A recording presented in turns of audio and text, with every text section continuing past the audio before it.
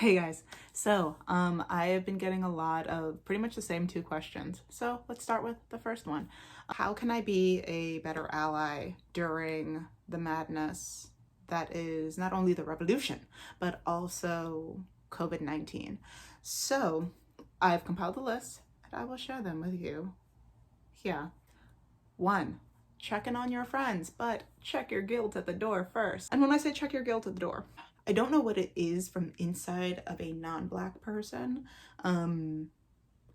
but I don't want to have to feel like I have to make you comfortable while you're checking in on me, because then that flips the conversation completely, and then that conversation becomes exhausting to me. And I know that's not your intention, but that is the magic of white guilt. Now, yes, it is white guilt, but guess what? A lot of other people deal with white guilt other than white people. Ask, please, if they would like to talk about the current political situation. A lot of people have been reaching out to me personally. I love you all. Here's the thing. Having the same conversation about how are you feeling about specifically what is going on today? Did you hear about what happened? This is what I'm trying to do to... Okay. Once that conversation gets normalized, to me, it makes the situation around the conversation slowly start to become normal. And I don't want anything about what is happening right now to be internalized as normal. So ask. Sometimes we just want to talk about ice cream. Sometimes we just want to talk about Avatar. Sometimes we just want to feel like eventually things will go back to normal. So ask. Before you call and check in on your Black friends, check the guilt at the door. Number 2, use your platform to promote Black safety. Black artists. You can promote Black businesses. In this time where so many people are forced to be indoors, you can promote Black restaurants and Black resources. You can help to stimulate Black wealth within the community. It's very helpful. If you are a social media person, your platform is your social media. I don't care about your TikTok dances. What I do care about is how you are using your platform during an international revolution that is happening. Yes, it is international. To be an ally and to be support for Black people during this time. If it's not a part of your aesthetic, then your aesthetic is part of the problem. Ta-da! Congratulations. 3, call out bigotry and racism when you see it. So yes, this is a Black issue, but Blackness on its own is intersectional.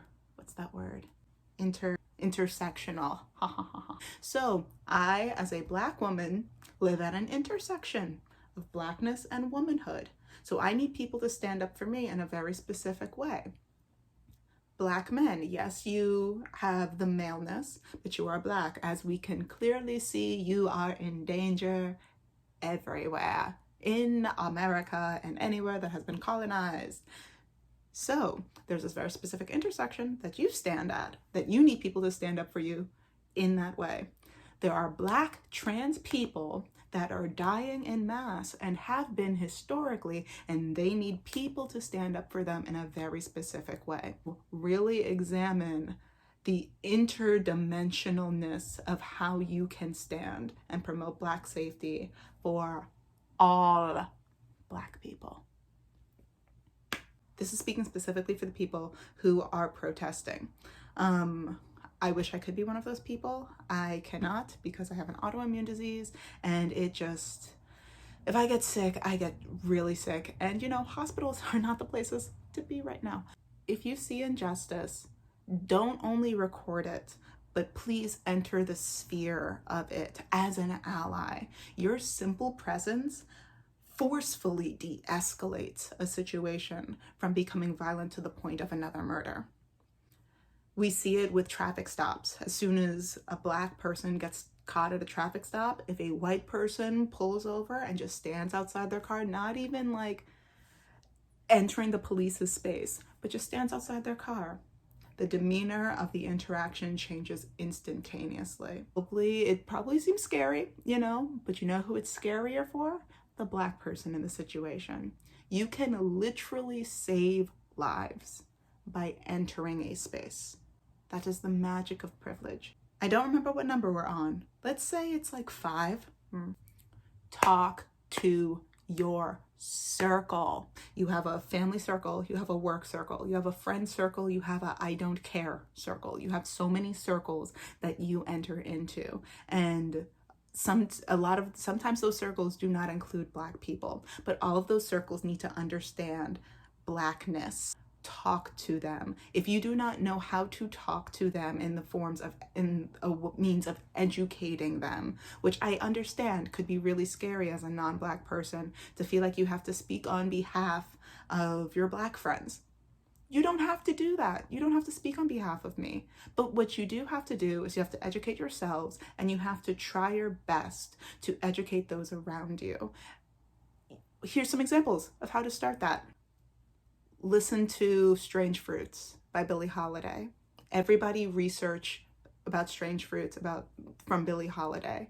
You come together, you share your information, you learn about protest songs and the history of protest songs in America, specifically in regards to Blackness. You learn about lynching and the anti-lynching movements.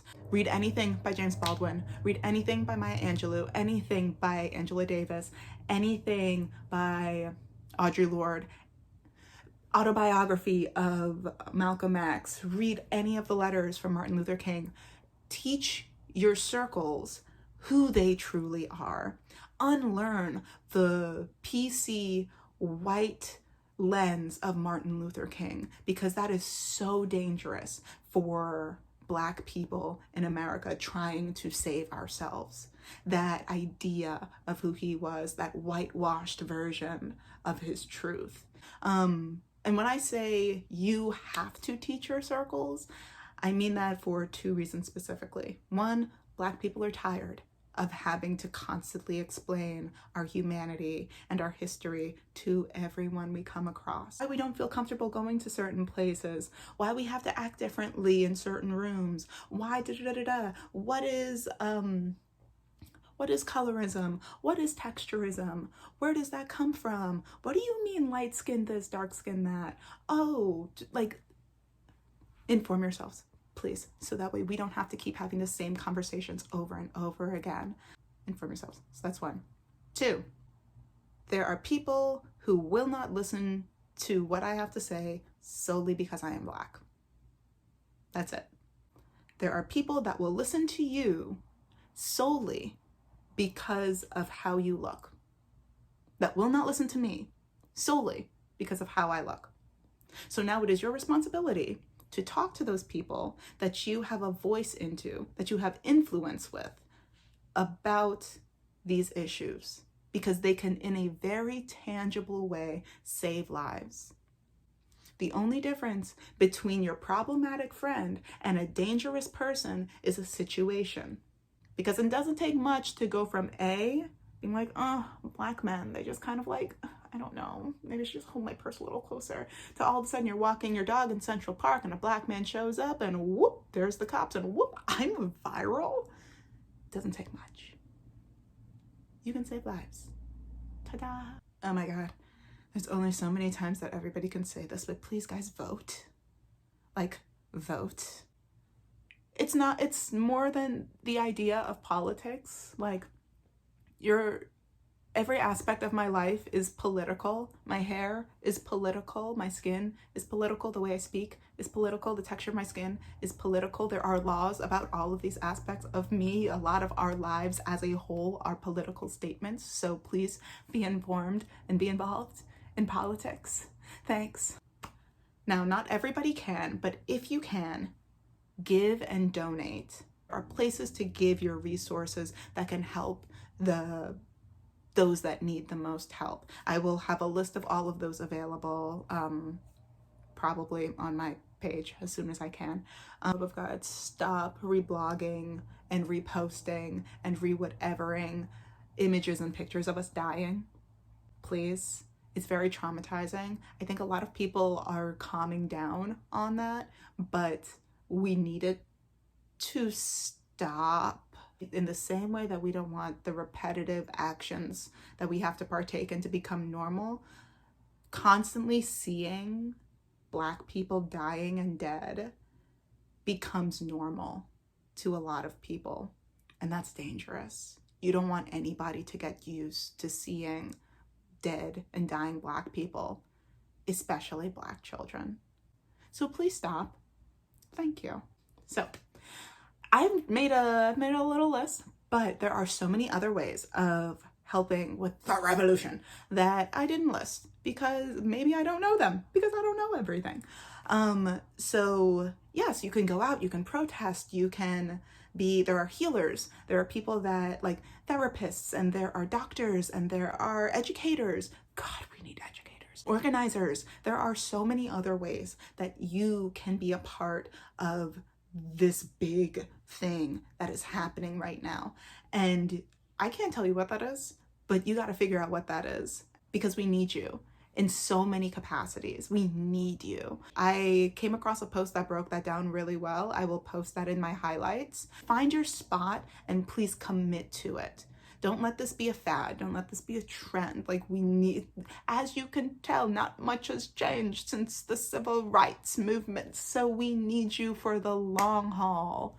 Please and thank you. Find your spot and invest in it and try and gather more people. Not necessarily in the spot that you're standing in, but in other places, you know? This is a clock with many gears, and we need more gears to get a more fancy clock. You know what I'm saying. Finally, ask. But before you ask, 2 things. 1, reminder, check the guilt at the door. Try not to approach the conversation as I feel so bad, like, oh my God, I can't believe my ancestors did that. That's unhelpful. If you want to be a better ally and friend, then come from it from a position as an ally and a friend. How can I better support you as my friend, as my coworker, as my neighbor? The guilt isn't helpful, and it makes us uncomfortable. 2, before you dive into your questions, please make sure that the friend or neighbor or whoever that you're speaking to has the space, both time-wise and the emotional space, to have this conversation.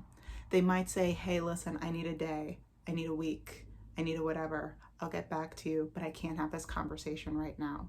So remember, we are a community of individual people, which means that your friend or your coworker might want you to go to a rally with them. They might want you to support a Black small business owner, etc.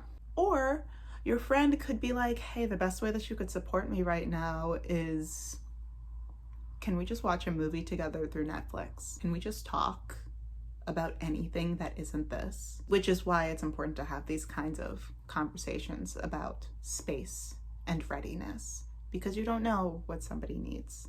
So ask before asking.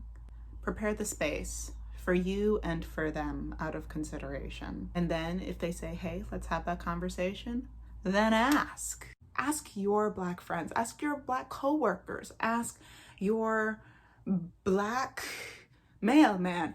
Your work environment might need a very specific form of allyship, might require you to partake in a very specific form of allyship that I have no idea about. I don't know where you work. I don't know your work environment. If you're a student, your school environment might require a very different form, not form, but like more specific form of allyship. I don't know your school environment. You know who does? You do, and other Black kids that go to the same school. Oh my gosh, you get input. Don't let this be a one-sided conversation. Don't just listen to me and be like, I'll do one of the things that lady said with the picture in the background. Like, no, talk to your people. Talk to the people that you know. Talk to the Black people in your circles, because they probably have a list too. So that is all. I gotta figure out how to edit this, and you know, we do what we can.